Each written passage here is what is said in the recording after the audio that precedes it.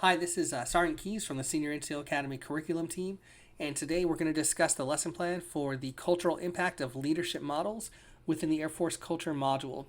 So this is a 5-hour lesson, as you see here. It's a 300-minute lesson. So it's going to take the majority of any day that you teach it. All right, so after our table of contents down here, of course, all this whole lesson goes to the culture outcomes, shape organizational culture by promoting a healthy Air Force ethos. We got some objectives here. So here's what the students should be able to do by the end when this is all said and done. Explain how various leadership models lend themselves to building an organization based on a foundation of trust and respect. Kind of talked about that in the intro lesson to the whole module. Evaluate when to employ different leadership methodologies and identify their personal leadership strengths and weaknesses. So the reason that this is a little bit of a longer lesson is because we get to dive into personal growth and self-reflection here, which is super cool. So when you come down here, you're going to see all these different leadership models within your instructor resources. Each of these videos is 3 to 5 minutes long, nothing too crazy. And if you're familiar with the information that are in these videos, you're going to be prepared to teach this lesson. And so one of the questions you may be asking, or that your students may ask, is, hey, why are we teaching a lesson on a variety of different leadership models? In past PME, Senior NCO Academy specifically, we're really focused on transformational and transactional leadership, which is fine. Great leadership models, but the thought process from the curriculum team for this iteration of the course was very simple. At the end of this entire module, the student is going to be evaluating their home organization and how things are going there. And so if we only teach them about, say, transactional leadership and transformational leadership, that's all they're going to look for back home, is where are those two models being used or not used, right? So, but if we show them a scattershot of a bunch of different leadership methodologies or leadership models, now they have a lot more that they can look for within their home orgs, because every organization is different, every person is different. So when they self-reflect as well, we don't want them to just look at themselves through the lens of transformational and transactional leadership. We want to give them a variety of leadership models that they can use to look at themselves and say, hey, where am I strong? Where am I weak? So that's why we did a lesson that incorporates a bunch of different leadership models here. This list is not all-inclusive. There's a ton more out there.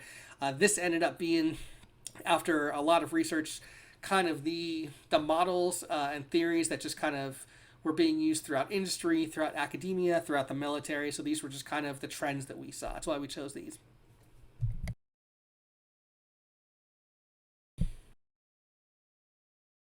Additional instructor resources. We've got a speech from CSAF Goldfein on servant leadership. Not too long at all. I think he's at the academy talking about it. And then Simon Sinek on how he puts others first. A little bit more on servant leadership and just leadership in general. No additional materials that you need for this lesson at all. Once again, same disclaimer here. You have 300 minutes to get through everything in this lesson, but of course, all the time is flexible within each main point. As long as you finish the lesson within 5 hours, you are good to go. So for this introduction, for this attention step, what you're going to do is have the students take out a sheet of paper. They can open up a file on their computer where they can type, and you're just going to ask them, I'll just pull up my slide. How about that? Think of the best mentor or supervisor they've had. In one area, write down words or phrases that describe what they did that makes you think of them as the best.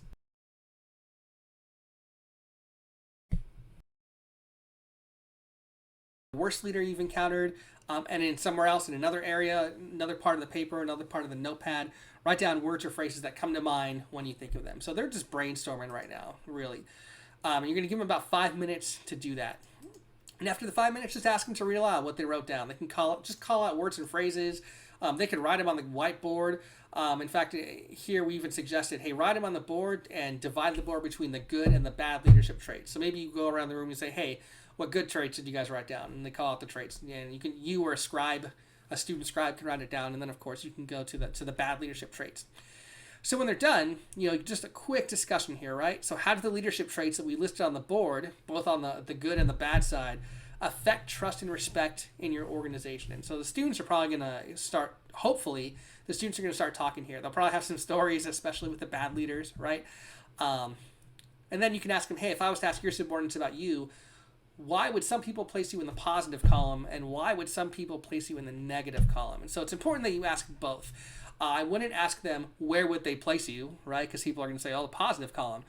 So it's better to ask them why would they place you in the positive and why would they place you in the negative. And this really starts the student to self-reflect in this lesson at the beginning of, yeah, where am I strong and where am I weak, essentially is what it is. So we wrote 20 minutes here for this activity.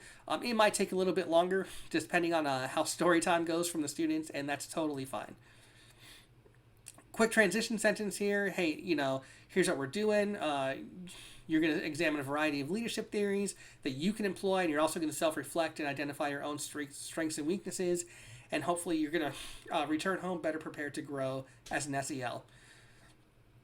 So once again, like all the other lessons, you're going to have a slide up where you talk about not just what these objectives are for the lesson, but you're going to explain how they're tied to the overall module project. So if it was me, at this point, I got my slide, I've pulled it up, I've gone through all three of these. Okay, here's what you're going to do, this, this, and this. And at the end, I'm going to say, hey, so, at the end of this module, you are going to have an assignment, of course, where you're evaluating what's going on in your home unit. Like, what is the culture and climate like? And what you're going to want to look at is, hey, where are we killing it as far as different leadership methodologies go, and where do we have room for improvement?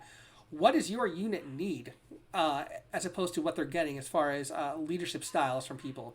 And you're also going to self-reflect. How are you doing, right? Where are you strong? Where are you weak? And how can you grow? So that's going to be part of your assignment at the end as well. That's all I would tell them. But again, we just need you to link these objectives for the lesson to the overall outcome project. I'll probably say this in every video, but do not just read these and then move on. You got to link it to the project. All right, so after that, for the next 2 hours, you're going to divide the students up into groups of 3 or 4, but it's going to be 4 groups total. And so I'm going to jump into the LMS at this point because the LMS is going to show it much better than I would. So what you're going to do is you're going to have the students go into modules. You're going to have them go into cultural impacts of leadership models. And so you're going to divide them into 4 groups. And so each of these groups is going to have 2 different leadership models that they're going to have to research. So if I was in group 2, I'd click on this, and this tells them everything that they need to do. So it's in that lesson plan, but it's also here as well, and it's written super easy to read, right? So group 2, for example, is going to research these 2 leadership theories. They're going to build a 20 to 25 minute PowerPoint presentation. They're going to teach the rest of the class about those models. So for each model, they have to answer all these questions. So for adaptive leadership, all these questions. And then for servant leadership, all these questions. So which is why it's going to be very easy to reach that 20-minute threshold for this. So yeah, they're going to have to actually explain what the model is, give an example of it in the military in detail. What are the strengths and weaknesses of that model? When should an organizational leader employ the model? And how can an SEL use it to build a culture of trust and respect back home? So it's a lot of stuff for each model, especially if it's something that they haven't learned about before. So what we did here is we gave them a starting point. Once again, like every other lesson, these videos that they have are the exact same videos that you have in your required reading.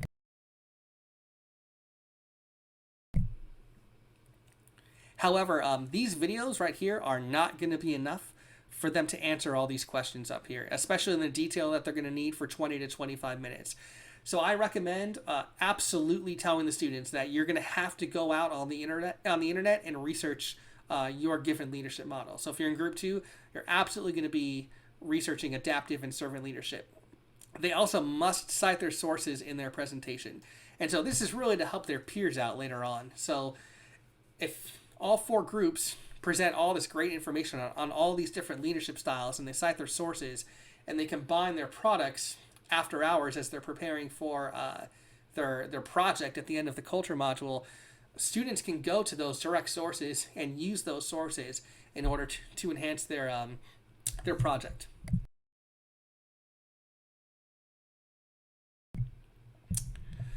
All right, so that's pretty much what you saw in the LMS is exactly what's right here. So they're going to have 2 hours to do that. So they're going to research for 2 hours. Of course, let them take bathroom breaks as they need to. They don't necessarily need to stay in the classroom as long as they're working on this over those 2 hours. So after those 2 hours are done, the next 100 minutes, they're actually going to be teaching each other about those models. So no group should be teaching for less than 20 minutes and longer than 25. So like I've said in other videos, if you have a student phone it in and they do a 4-minute brief, if it was in my class, they're coming back. Maybe the whole class is coming back at lunch, and we're going to get a 20-minute brief out of them, because you could easily teach a day's worth of material on any of these group assignments. So 20 minutes should be nothing.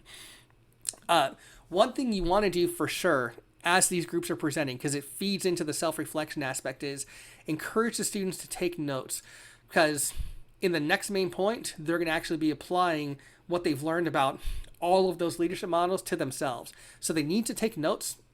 They need to take notes as everybody presents, for sure.